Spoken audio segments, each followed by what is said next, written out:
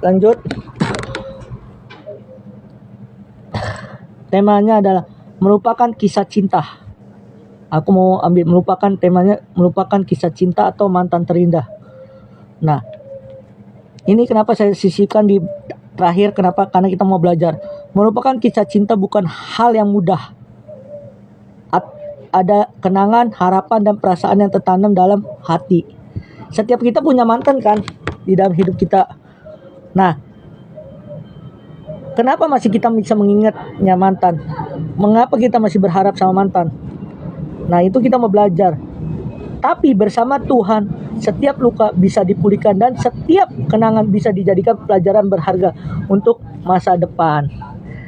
Nah, kita pasti punya mantan semuanya. Tapi bagaimana cara melupakannya? Nah, kita ingat Pengkhotbah 3 ayat 1. Untuk segala sesuatu ada masanya untuk di bawah langit dan ada waktunya.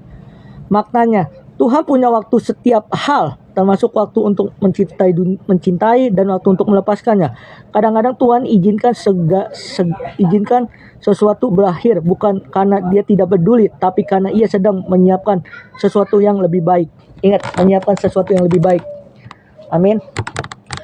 Nah, Yesaya 43 ayat 18 dan 19. Janganlah ingat-ingat hal-hal yang dahulu dan janganlah perhatikan hal-hal yang dari zaman purbakala. Lihatlah, aku hendaklah membuat segala sesuatu yang baru. Nah, maknanya Tuhan ingin kamu berhenti menatap masa lalu dan mulai membuka hati untuk karya barunya. Amin. Nah, artinya kalau kita mau melupakan masa lalu, Tuhan mau kita buat karya baru, pacar yang baru atau apa. Amin. Masa lalu bukan untuk dihapus, tapi untuk dijadikan batu pijakan menuju kedewasaan rohani dan emosional. Amin. Emosional. Nah, Mazmur 34 ayat 19. Tuhan itu dekat kepada orang yang patah hati dan menyelamatkan orang-orang yang remuk jiwanya. Maknanya, Tuhan tidak jauh dari kamu. Saat kamu menangis, Ia mendengar. Saat kamu merasa hancur, Ia justru meluk lewat damai sejahtera Roh Kudus. Patah hati jadi titik awal untuk hubungan yang lebih dalam dengan Tuhan, yang lebih erat dengan Tuhan. Amin. Jadi dalam gini teman-teman, dalam kita mencintai seseorang, cinta itu sederhana, CITA, tapi bagaimana melupakan kisah cintanya itu yang bikin kita nggak enak. Amin. Nah, ada beberapa poin langkah-langkah rohani untuk melupakan kisah cinta. Yang pertama, serahkan perasaanmu kepada Tuhan. Serahkan perasaanmu kepada Tuhan. Yang kita contoh sederhana, kata jujur dalam doa. Kita harus jujur saat berdoa sama Tuhan. Tuhan, aku masih terluka, tolong aku untuk melepaskannya. Ya, enggak. Bagaimana cara melepaskannya? Amin. Yang kedua, ampuni dan lepaskan.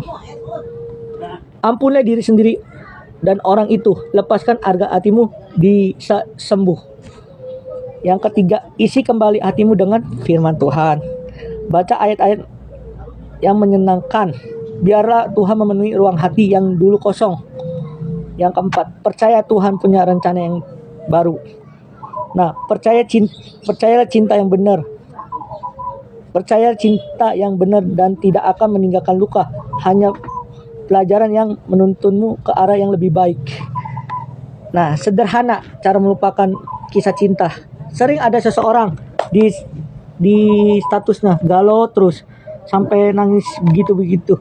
Tapi teman-teman, ada yang bisa melupakan mantan, melupakan cinta, yaitu datang kepada Tuhan. Milikilah hati yang terbuka dengan doa pujian penyembahan. Amin. Oke, itu saja firman-Nya dan mari kita berdoa.